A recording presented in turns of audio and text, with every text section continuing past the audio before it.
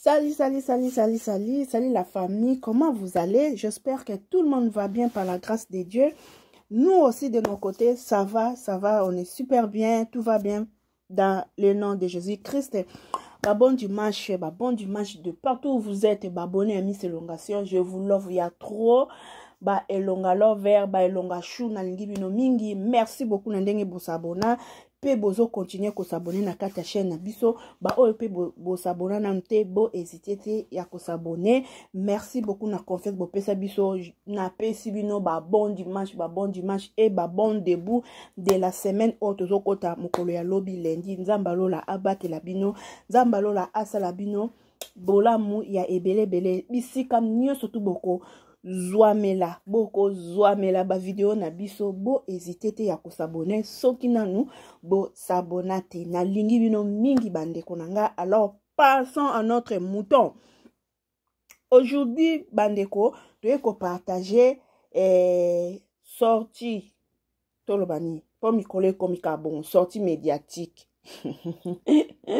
Sortie médiatique yande kona biso acteur comédien Dacosta. Dacosta aleki na émission et pas ya Vincent Chiluzi o pensa concert na biso po biso na comme ba journaliste nanko ata to tenela o inate ifacilité nanko liko na onda mbakanai to comme ba journaliste. Alors concert na biso Vincent Chiluzi pas Dacosta motema ya bato ya mama X comme mama sene ebi nangate voilà pour ne pas na beta mabaku c'est mena lo motema ya bato ya mama X. Voilà, aleki une émission, alobeli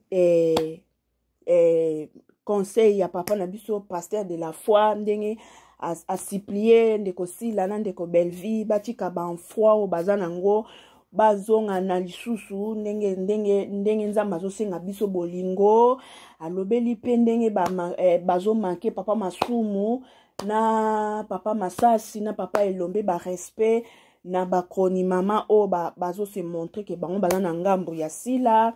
Alobeli pe ndenge akomaki ndenge postaki na page na ye ke eza hypocrisie biso bango moko mutu akomema sort na ye o bazo sala ane eza hypocrisie. Ok, ayebaki na ye nanu vraiment vrai ya likambo te. Ntango aye koyeba aye kotala video il y a rassemblement il y a pasteur de la foi ninga benga ba artiste après apprécier qui idée à pasteur de la foi après ayepe sous ko senga sila bisalu pardon à s'excuser pasteur na ye sila bisalu mais o ngana yeli o ngana bendi litière na ngai Dacosta aza me content papa na biso ton dako aza me content que le Kechu alekaki na émission asalaki émission na concert na biso mususu atangi kombote je sais pas si c'est qui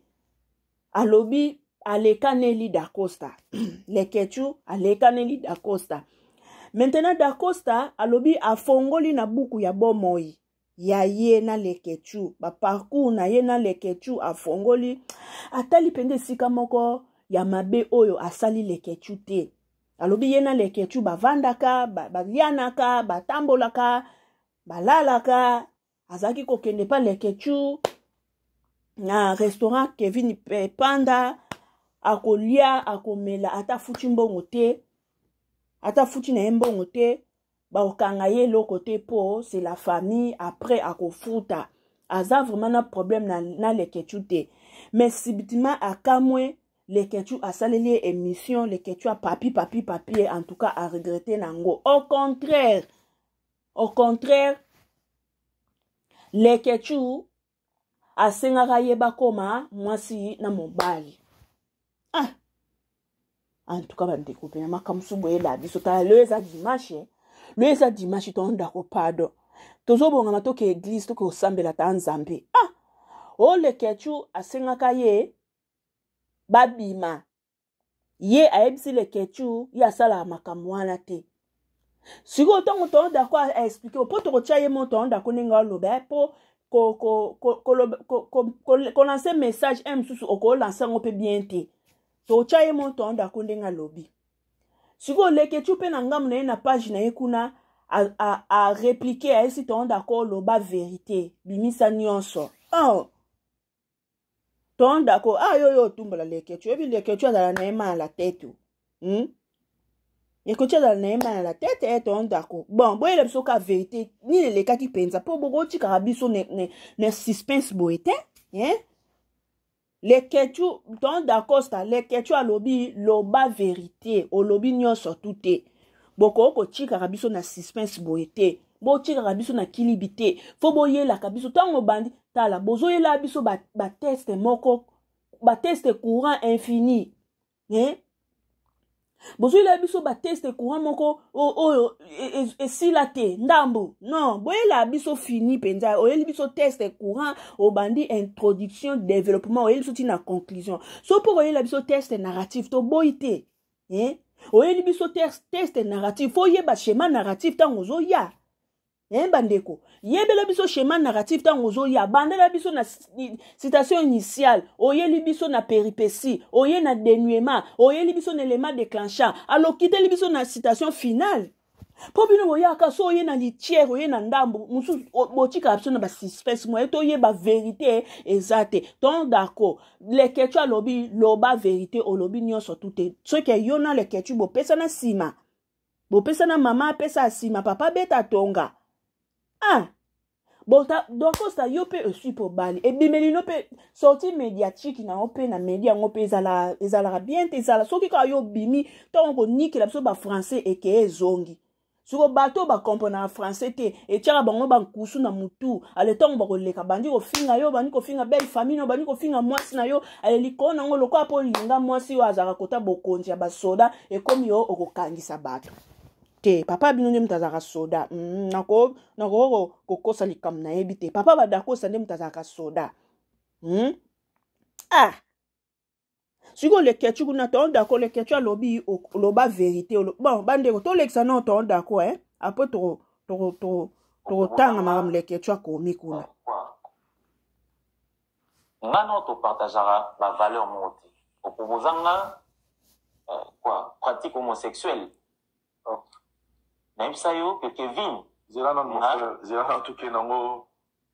tout que non malembe s'il vous plaît parce que là on va toucher point mot pour l'engagement je me dis azali le roi mais surtout ici dans mon quai Roby Kevin a proposé la pratique homosexuelle c'est-à-dire quoi je veux expliquer du c'est quoi en fait c'est expliquer du Maromba c'est que je suis en train de dire ici c'est qu'elle était.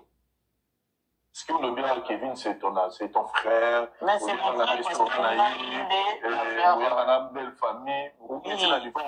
Non. Et ça, bon, na faire comprendre que nga na bimana ba PDT. C'était quoi en fait? C'est parce que nga na bimana ba PDT. C'est un homme. Na bimana ba PDT. Je ne vole pas la face ici. Kevin a proposé on a chez nous à la maison au début de notre relation, mon tabi et bandela Kevin relation ngana Kevin et ça barezi baza.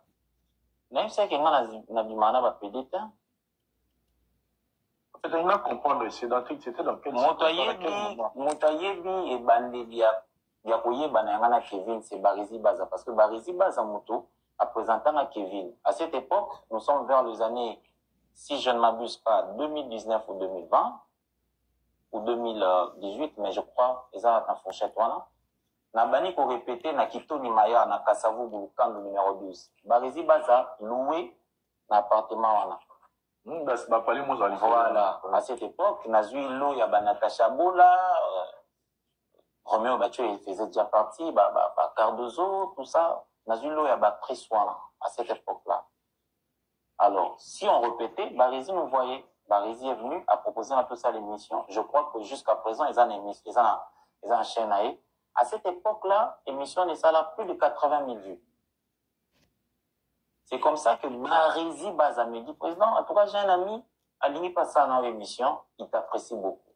C'est qui est ça, Kevin Panda? Je connaissais pas. Comment c'est pas? C'est pas un problème. Ah bien, ça va. C'est comme ça que j'ai rencontré Kevin. Je suis allé chez lui, il n'a été soit déménagé, mais à cette époque, on va dans la ligne, voilà. Puis j'ai dit, chez lui, un garçon très gentil. tout ça, les émissions, on a fait la première émission, enregistré la première émission, et qui. Après, nous sommes restés amis. On a appelé à Union, soit Benga na Ozoa, ce qui n'a pas na Bengi à Ozoa. Jusqu'à ce qu'un jour, chez lui, à cette époque, je prenais encore la bière parce que j'en prends plus. À Bensinga, président, moi j'habitais Bon Marché. À Bensinga, na Kei, Tovani, Tomeni, na Somenga, Batembo, Nangande, Nazakomela. Après, il m'a dit ouvertement qu'il a intéressé ce que Ngana Zamobali Naye, tout ça. Mais ce qui est clairement, Kevin, Ngana Zara homosexualité, Nazara PDT. Mais ça ne m'empêche pas tous à un master. Ça ne m'empêche pas tout vendre tout la bière, la bière. Ça ne m'empêche pas tout ça la propre source. Parce qu'aujourd'hui, personne ne peut lever sa main comme ça à l'Obanasola, à PDT. C'est faux. Vous voyez, papa Vincent, personne ne peut lever sa main à l'Obanasola, PDT, non. Consciemment ou inconsciemment, sur la PD. Parce qu'aujourd'hui, nous sommes dans les églises même où le pasteur est PD. Tout le monde aujourd'hui est ouvert. Ce n'est pas à moi de juger de toutes sortes d'orientation sexuelle à moi. Ce n'est pas à moi.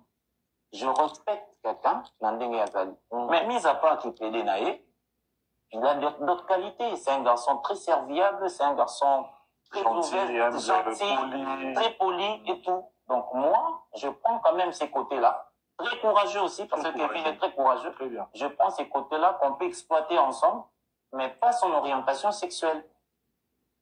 C'est de cette manière-là que nous sommes restés amis.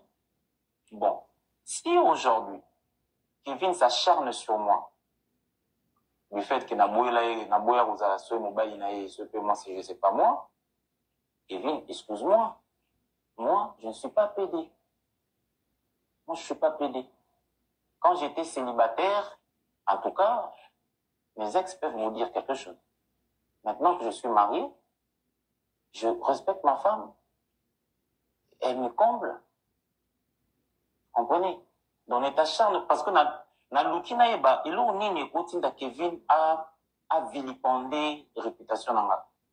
Parce que je peux encore accepter. Mais là, il a bien traité au PD.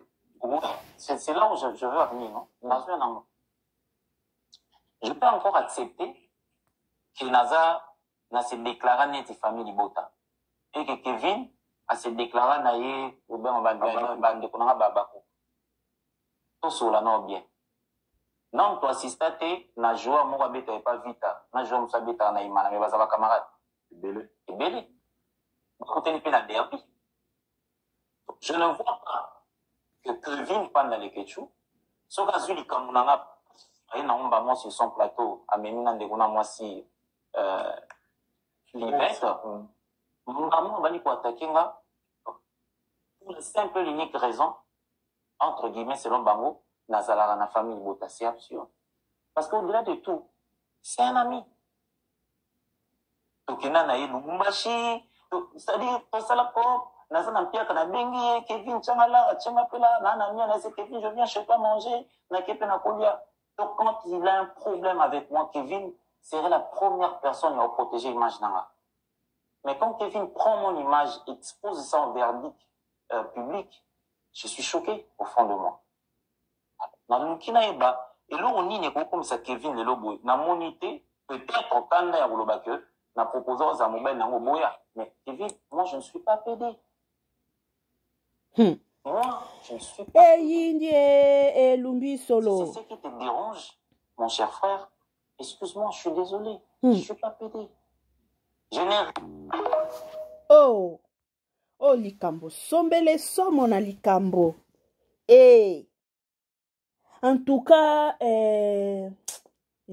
si c'est déplorable, bandeko, si je peux dire ça, na kati ya communauté, bato boleka na ba caméra, boye ba pena kotala ba relation penza te ke likambo ekweyo yo, mutu yo tozane na ba relation moko boye, tango nazo leka nazala quand même na ba contrôle.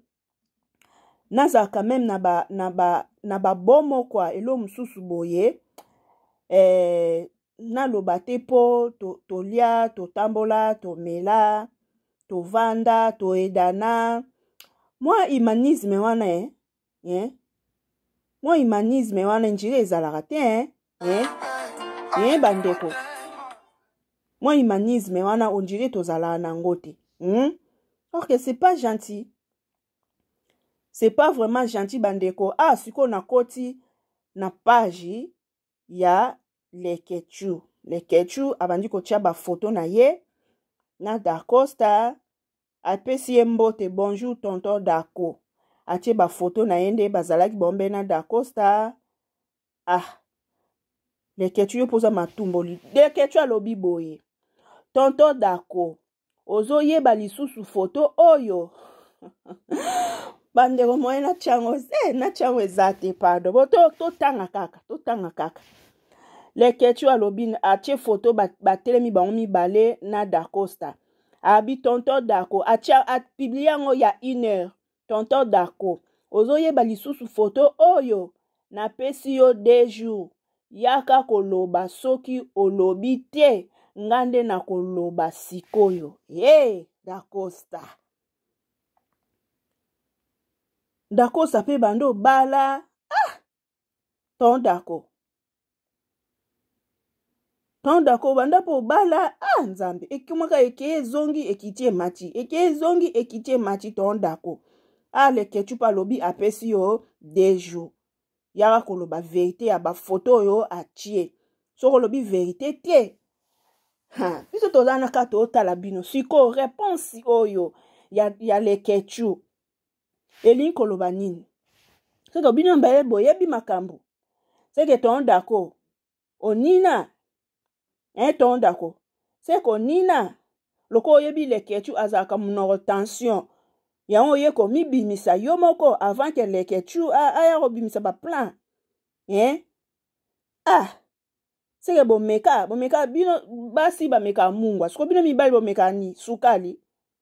Pona yoka basi baloba lolemo mungwa. Tala ye kuna lolemo mungwa Siko bino mibali kasi bino siko bomeka ni sukali ube bomeka bololo. Ton Dako pesa pe mwasi po bala pe respect ko.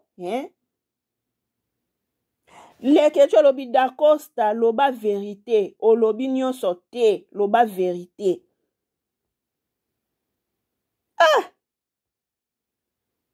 En tout cas, bozoe bako bomba ka ba personnalité na bino na ba dignité na bino. Ba dignité na bino. Ndeti Dacosta. Bon, tout ça non moi analyse ok. Dacosta. Ndeti po pe na Lekechu aza mutu oyo bo passa na ba bon moment. Ou passa ba bon moment na Lekechu. Bon. Nandenga bien, nandenga respect po yo sa déjà marié. Okoko pe koya kobimisa ba langage ote ke homosexuel, aza pédé. Moi je l'ai dit, moi je suis pas pédé. Okoko pe koloba ke non Lekechu nandenge na vana na yo bien. Na signe ya reconnaissance. Les reconnaissance de na vana na yo bien. Oza garçon moko oza courageux oyambanga bien ton nazalaka na nzala opesa nga ya kolia ton nazalaka na posa mai opesa nga mai ton nazalaka na piaka osunganga na mwa 10 francs na otala babolamu wana. Mais nyonso to oyo leki na mission olobi pona nga problème te nzamba limbisa yo. Nga moyenne ya koloba, nga moyenne ya kolekanela yo na caméra ezate parce que na otala bolamu ne fiske mai ya komela oyo pesa nga tangu nazalaka na posa mai. Nyonso to leki na émission pona ko emilenga pona ko toucher personnalité na ngai nzambe alimbisa yo. Okoki pe koloba no ka bongo. Yo bino bato boloba français bozala na sagesse moi mwele karbwendeni donc bato ba français bozala sir na ba français na bino moi ski bon moto sagesse. Bandeko fo bo senga na nzamba pe sa bino sagesse les arabiens. Po mutu muso ko za l'intelligent mais o sagité. Et le que ça plus important na vie ya moto eza sagesse. Pour ça na sagesse bandeko. Façon d'agir na yo ne intelligemment ezalaka kitoko parce que sagesse nem to conduire yo. Mais so za intelligent o sagesse te mawa. Oyo tandeli biso ba dictionnaire nyo surtout de A jusqu'à Z aussi ici mais elo lobby et atteint sens. Loko yoza reconnaissante na bolamu ya lekechu. Oge pe koloka lekechu ngana koko ya koloba ben sanité po na yo na mediate parce que naza reconnaissant ata na naza aka nzala opesa nga ya kolia. Na naza aka mpiaka odesanga mbongo osungaka nga. Mais oyo lobi po na ngai na pesika nzambe merci. Esili nango osuki wana.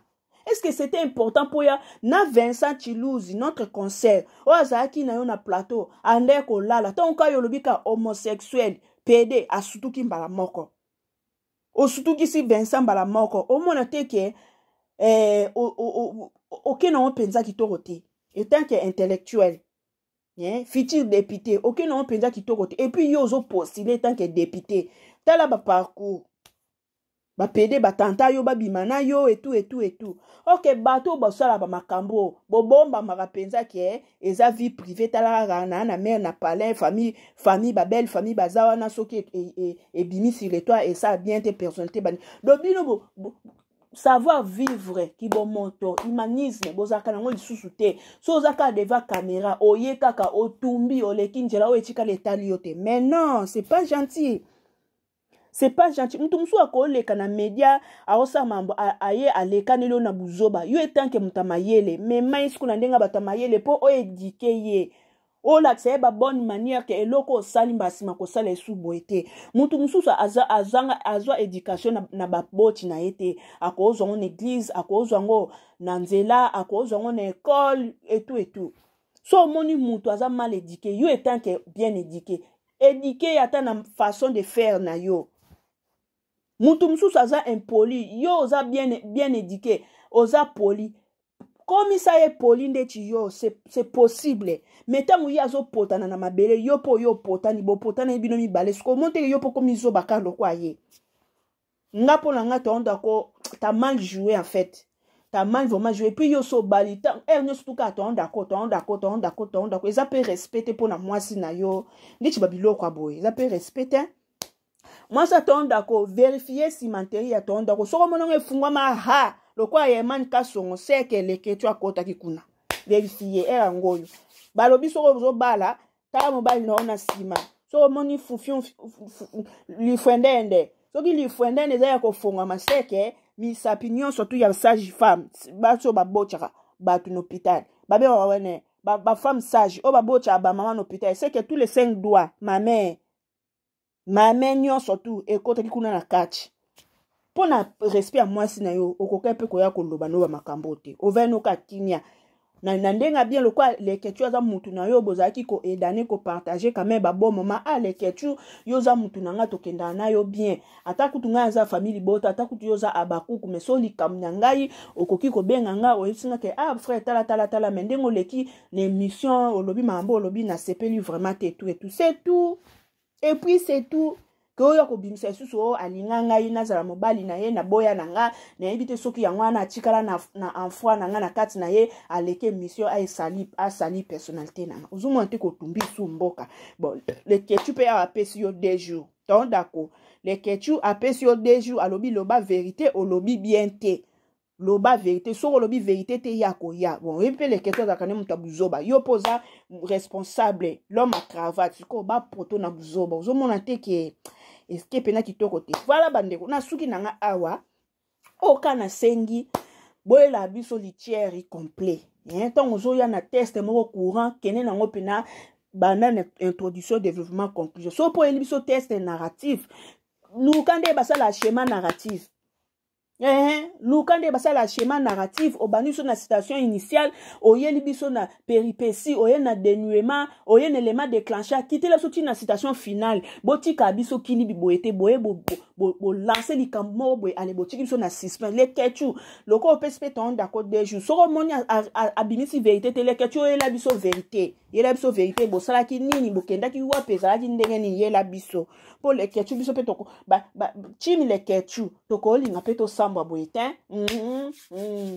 tiens chimi le ketu toko linga pe te bo emilie papa malongi na biso non le ketu yela biso ba vérité le kende ni est-ce que yem ta linga ki yo yem ta proposa ki yo za la manzele na ye to yo muto linga ki ye azala jo na yo boye la biso vérité na suka bandeko bisous bye ba bonne journée ba bon dimanche on se revoit à la prochaine vidéo. Bambote na ngai na papa Dieudonné Ngoyi Mabela. Mbabi motema bato ya Miss Elongation. Na peso bambote mon amour. Journée malam. Journée malam mon chéri.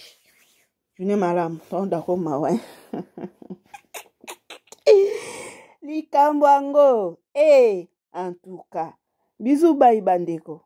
Boza bien.